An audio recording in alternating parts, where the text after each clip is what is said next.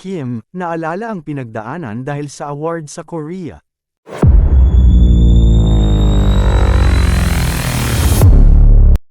Isang malaking karangalan para kay Kim Chiu na makadalo sa Seoul International Drama Awards 2024 kamakailan.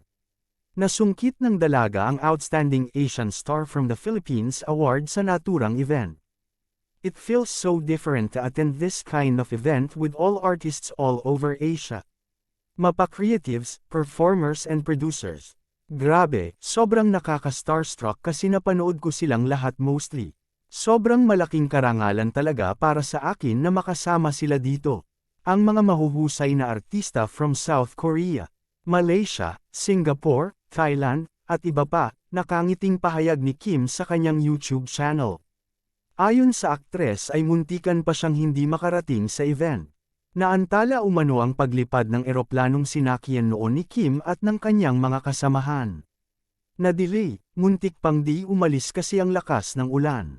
Ang lakas ng ulan kaya hindi ako makapag-post ng Zayu Korea, kasi hindi ako sure, kwento ng dalaga.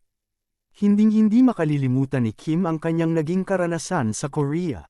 Sa loob ng halos 2 dekadang pananatili sa show business ay ngayon lamang nakatanggap ang aktres ng isang international award para sa kanyang mahusay na pagganap sa seryeng Linlang. It's truly a dream come true. What an honor to represent ABS-CBN and the Philippines in the international entertainment scene. Grabe, iba talaga yung feeling.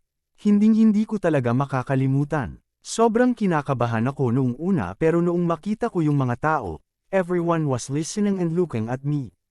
It's really an unforgettable and surreal experience.